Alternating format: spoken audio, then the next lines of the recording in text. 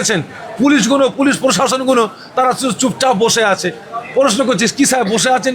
আর সাহেব শান্তির জায়গায় বসবো না তো কোথায় বসবো?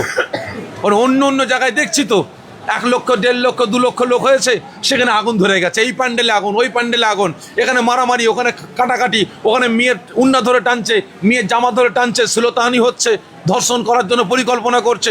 কিন্তু এ জায়গায় এখানে মারামারি কাটাকাটি হানাহানি নাই, কারণ আমরা মুসলমান, ইসলাম আমাদের শিক্ষা দিয়েছে মারামারি কাটাকাটি নয়, ইসলাম শান্তি সম্প্রীতির শিক্ষা দেয়, ইসলাম মারামারি কাটাকাটি শিক্ষা ইসলাম দেয় না। এই তো কদিন আগে দেখলাম দোলকে কেন্দ্র করে একটা আমার বোনকে জনগণ পাবলিক দোল খেলছে, মানে রং খেলছে, আর তার ভিতরে আমার বোনটাকে উলঙ্গ করার পরিকল্পনা করছে। ছি ছি ছি ছি ছি ছি, এরা আমার দেশের জনগণ, এ শিক্ষা এরা দিচ্ছে। তাহলে এ শিক্ষা মানে এরা যদি এদের এই আচরণ যদি হয়, এদের যদি এই আখলাকটা হয়, এদের যদি এই ব্যবহারটা হয়, দোল খেলাকে কেন্দ্র করে একটা বোনের কাপড়কে যদি উলঙ্গ করার পরিকল্পনা করে, তাহলে এ বেটারা যদি এই বিজেপি সরকার যদি বাংলায় যদি ঢুকে যায়, তাহলে এরা বাংলার মা বোনের ইজ্জতটাকে ধ্বংস করে ফেলবে। অবিলম্বে এই বিজেপি মুক্ত বাংলা করার জন্য প্রত্যেকে রাস্তায় নামতে হবে, না হলে আমার মা বোনের ইজ্জত আমরা তো রক্ষা করতে পারবো না, এই রাজ্যকে আমরা রক্ষা করতে পারবো না।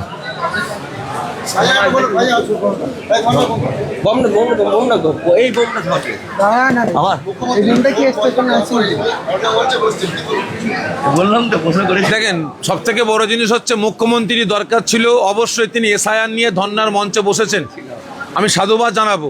তবে আরও তেনার দরকার ছিল ওয়াকাফকে কেন্দ্র করে ধর্নার মঞ্চে বসা, ওয়াকাফ আন্দোলনটাকে সমর্থন করা।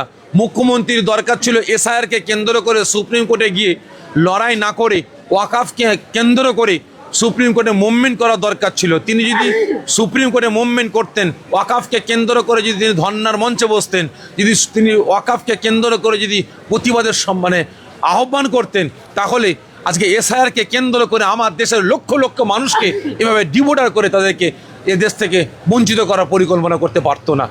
তবে আমি অনুরোধ করব, শুধু তিনি একা ধর্নায় বসলে হবে না, টোটাল প্রত্যেকটা আমার রাজ্যে যত রাজনীতি দল আছে, সিপিএম, আপনার কংগ্রেস, তারপরে হচ্ছে আপনার আইএসএফ, তারপর হচ্ছে জেওপি, যতগুলো দল আছে প্রত্যেকটা দলকে সাথে করে নিয়ে ধর্নার মঞ্চে বসতে হবে আমি মনে করছি। তবেই আমার রাজ্যের জনগণকে আমরা সেপে দিতে পারবো, জনগণকে আমরা বাঁচাতে পারবো। না হলে বিজেপি সরকার যা পরিকল্পনা শুরু করেছে, আমার দেশে আমার দেশকে ধ্বংস করছে, আমার রাজ্যকে ধ্বংস করে ফেলবে।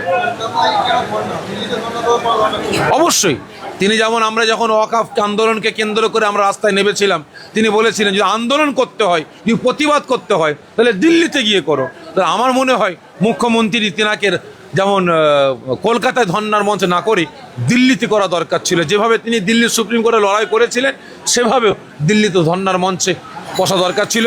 তিনি দিল্লির ধর্নার মঞ্চের ব্যবস্থা করুক। আমি সাবেরি সেদিকে কথা দিলাম, আমিও তিনার পাশে গিয়ে ওই ধর্নার মঞ্চে আমি ফার্স্টে গিয়ে আমি বসবো। দেখেন, সব থেকে বড় জিনিস হচ্ছে আমি মুখ্যমন্ত্রী হোক, আমার জাত ভাইকেও মুখ্যমন্ত্রী হোক, তবে 2026-এ এককভাবে সরকার গঠন হবে কি জানি না।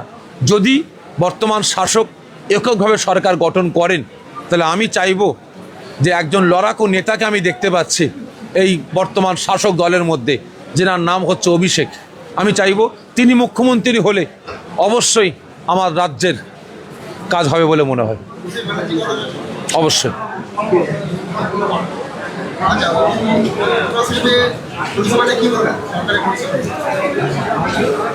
দেখেন, ফুরফুরা দরবার শরীফে সরকারি পরিষেবা, সরকারি উন্নয়ন হয়নি বলবো না, যথেষ্ট হয়েছে। তবে কিছু আমলা আছে আমাদের ফুরফুরা দরবার শরীফে, তারা নিজের পকেটে উন্নয়ন করেছে, দরবার কেন্দ্রিক উন্নয়ন করেছে, এবং আস্তালা বাঁশতলা খিড়কিতে উন্নয়ন করেছে। দাদা পীরের দরবারের উন্নয়নের জন্য তারা সেভাবে এগিয়ে আসেনি, যখন দাদা পীরের মুরিদদের সেবার জন্য তারা সেভাবে এগিয়ে আসেনি, সব পকেটে উন্নয়ন হচ্ছে। তবে আমি ধন্যবাদ জানাবো আমাদের বিধায়ককে, তিনি যথেষ্ট উন্নয়নের জন্য এগিয়ে এসেছেন।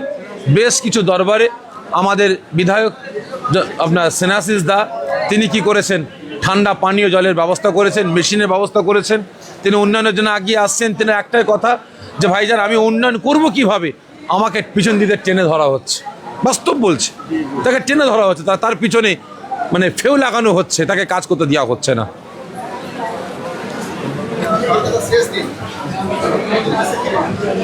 আগামীকাল ফুরফুরা দরবার শরীফে দারাপি রহমতুল্লাহ আলাইহের প্রতিষ্ঠিত ঐতিহাসিক ইসালে সওয়াব 21, 22, 23 ফাল্গুন ইসালে সওয়াবের শেষ দিন, আখেরি দোয়া।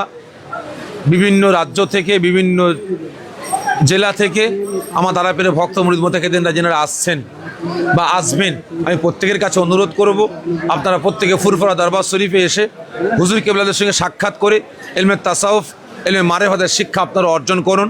5 ওয়াক্ত নামাজ জামাতের সাথে আদা করুন এবং তার সাথে সাথেই বাদ মাগরিব এবং ফজরের নামাজের পর জেকের মাহফিল হয়, জেকের মাহফিলে আপনারা সামিল হন এবং আপনারা বিভিন্ন জেলা থেকে, বিভিন্ন রাজ্য থেকে দারাপীরের ভক্ত মুরিদ মোতাকিদিন গণেরা আসছেন। প্রত্যেকের সাথে প্রত্যেকে একে অপরের সাথে মুআনেকা দেখা সাক্ষাৎ আপনারা করুন। প্রত্যেকটা জেলার মানুষের সঙ্গে আপনারা, রাজ্যের মানুষের সঙ্গে আপনারা একে অপরের সঙ্গে সম্পর্ক গড়ে তুলুন। ভাইজান দেখলাম আগামীকাল যে মির্জা কাসেম সিদ্দিকী আপনার সঙ্গে সাক্ষাতে এলেন, কি কথা হলো আপনার সঙ্গে? সে ভাই ভাইয়ের কাছে আসবে না তো কোথায় যাবে? উন্নয়ন নিয়ে কিছু কথা হলো? দেখেন, ভাই ভাইয়ের কাছে আসবে না। আজকে গতকালকে আপনার কাসেম সিদ্দিকী ভাই এসছেন, আবার নওশাদ সিদ্দিকী ভাই আসবেন, আরও সব ভাইরা আসবেন, তা ভাই ভাইয়ের কাছে আসবেন না? কে বলে আসলে? পরশু রাতে এসেছিল, পরশু রাতে এসে আমার বাড়ি থেকে ঘুরে গেছে। আমার ভাই আমার বাড়িতে আসবে না? অবশ্যই আমিও তার সবাই কাছে যাব, অসুবিধে কী আছে? উন্নয়ন নিয়ে কি বলবেন যে ফুরফুরার যে কাসেম সিদ্দিকী উন্নয়ন? তবে তিনি যখন একটা দিকে চলে গেছেন, যখন একটা মানে ঝান্ডা ধরেছেন, একটা দলে চলে গেছেন, আমি তেনার কাছে অনুরোধ করব যাতে আগামী দিন দারাপীরের দরবারের উন্নয়নটা ভালোভাবে হয়, সেদিকে খেয়াল রাখার জন্য আমি অনুরোধ করব। সবার কথা বললেন মুখ্যমন্ত্রী হওয়ার জন্য, আপনার ভাইকে কেন চাইলেন না কাসেম সিদ্দিকীকে? সে তো তৃণমূল থেকে দাঁড়িয়েছে। জি,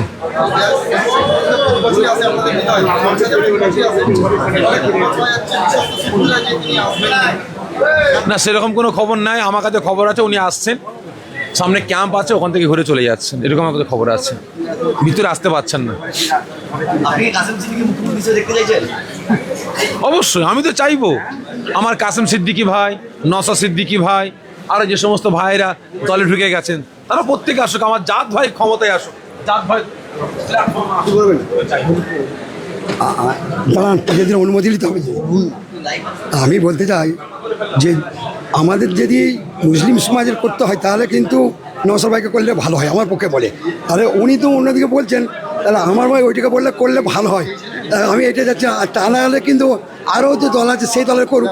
এবারে আমি একটা কথা বলবো, শুনুন, এবারে ক্ষমতায় যারা আসবে তারাই হোক পুরি যাক জ্বালা, অত আমরা জানি নি। যেই দল ক্ষমতায় আসতে পারবে সেই হোক, সবচেয়ে ভালো যুক্তি।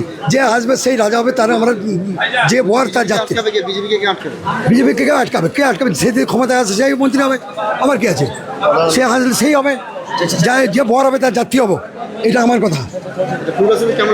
পূর্ব শরীফ খুব, আমি কাল থেকে আছি, খুব হালকা হাওয়া, মানে হাওয়া পরিবেশ খারাপ। কিন্তু আমি সত্য কথা বলছি, আমি যা দেখছি যেভাবে লোক হয় সেই লোক হয় না, কিন্তু খুব পরিবেশ কম। মানে এমনকি হুজুদের যেভাবে বসে বলে প্রভাব হুজুদের কমে গেছে, যেটুকু আমি দেখছি। কাল থেকে আমি আছি, আবার কালও থাকবো। মানে লোক কমে গেছে।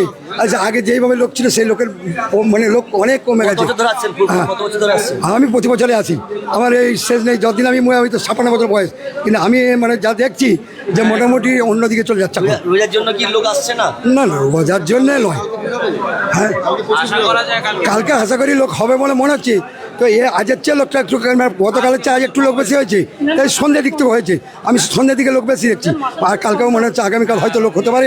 তবে যাই হোক, এখন আমার জ্ঞানে বলে আমার যেটুকু বক্তব্য আমার বলছি, আমি আগে অনেকবার ফুরফুরায় এসেছি, কিন্তু আজকে লোকটা বহুত কম দেখলাম। হ্যাঁ, এর আগে এর আগে আমি এখানে এসে নামাজ পড়েছি, তারাবি নামাজ পড়েছি। আমিও গতকাল পড়েছি। রোজার জন্য কি আজকে লোক কম আছে? হ্যাঁ, রোজার জন্য লোক কম হয়েছে প্রচুর। আশা করা যায় কালকে লোক হবে, আবার আশা করছি। কোথায় বাড়ি আপনার? আমার বাড়ি হলো উত্তর 24 পরগনা, দেগঙ্গা থানা। পশ্চিম মেদিনীপুর। কদিন আগে এসছেন? আমি এসছি আজকে দুপুরবেলা, বাইকে করে এসছি। গতকাল থেকে চলে যাবে? হ্যাঁ, আজকে ভোরবেলা বাড়ি যাব, ফজরের নামাজ পড়ে। আমি এখন এখান থেকে থাকবো বিদায়। গত পরশুদিন সেরে দোয়া নিয়ে আখির দোয়া নিয়ে যাবো। আর আমি যা দেখছি মানে হাল খুব খারাপ যাচ্ছে। তবে আমি বলবো যেই দল ক্ষমতায় আসবে তারা মানে আমরা তাকেই যেটা মানে শক্তিশালী দল হবে তাকে আনাটাই ভালো হবে। যে আসবে ক্ষমতায় সে আসুক, আমাদের স্বাধীনতা আমরা যাকে খুশি আনতে পারি, যা করলে ভালো হবে। চলুন এবার সত্যির কথা শুনুন। হুজুর কি বলছে? উনি আমাদের পীর, ইসালের সব উনি আমাদের পীর সাহেব। পীর সাহেবের কথা না, আমাদের কথা চলবে না। ফুরফুরা শরীফই ইসালের সব। শুধু ফুরফুরা শরীফই না, পশ্চিমবঙ্গের যে কোনায় যা হোক মমতা ব্যানার্জির অবদান থাকে এবং আছে। আমি ফুরফুরা শরীফে আজ থেকে 14-15 বছর আছি। ফুরফুরা শরীফের উন্নয়ন দেখার মতন উন্নয়ন করেছে। কি করিনি? মানুষ বলে কি করেছে, আমি তাদেরকে প্রশ্ন করতে চাই মমতা ব্যানার্জি কি করিনি? এমন কোনো একটা জিনিস দেখাও যেটা করিনি। আমার পরিবারে 8,500-9 হাজার টাকা পার মাস পায়, আমার 3 ভাই পায়। আমরা কি করিনি মমতা ব্যানার্জি, এটাই শুধু আমাদেরকে জানার দরকার। যে তোমরা কমেন্টে বলুন যে কি করিনি। মমতা ব্যানার্জি সব করেছে, এমনকি ভিডিও করে না মুসা ভিডিও করে না। কিসে পড়ো ভাই তুমি? মাধ্যমিক পাস করেছো? হ্যাঁ মাধ্যমিক পাস করেছো? হ্যাঁ 1,500 টাকা পাবে? হ্যাঁ, 1,500 পাচ্ছি তো।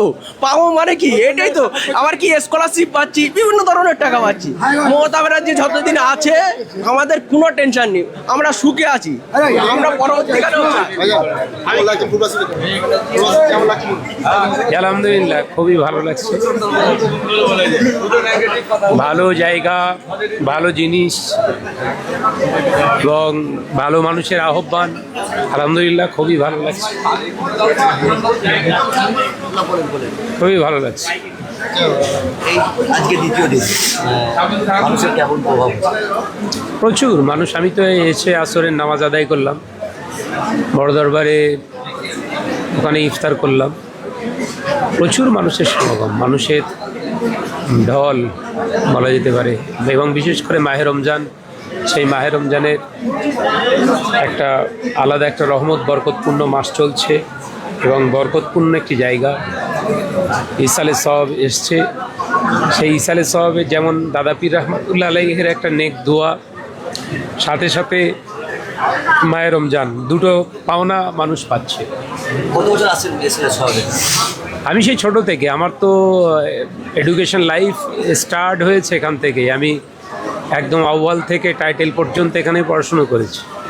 ছোটবেলা থেকে যে উন্নয়ন ফুড প্রাইস হয়েছে ইসলাম শহরে, এখন উন্নয়ন কেমন হচ্ছে? দেখুন, আমি যখন ফুরফুরা শরীফে এসেছি তখন তো এখন যে চিত্রটা দেখছেন এই চিত্র ছিল না। এখন তো যথেষ্ট পরিমাণে আলহামদুলিল্লাহ মানে চোখ বাঁধানো বা প্রশংসনীয় একটা জায়গা। যথেষ্ট পরিমাণে হয়েছে কাজ, তবে এখনও কিছু জায়গা কাজ বাকি রয়েছে, সেগুলো করলে আলহামদুলিল্লাহ আরও সুন্দর হবে। যাদেরকে এসআর নামে ডিভোটার করে দেওয়া হচ্ছে, আপনি একটা মরণ হিসেবে পরিচয় দেখছেন। দেখুন, এটা একটা নির্যাতন কমিশন, নির্বাচন কমিশন বলাটাও একটা অন্যায় হবে।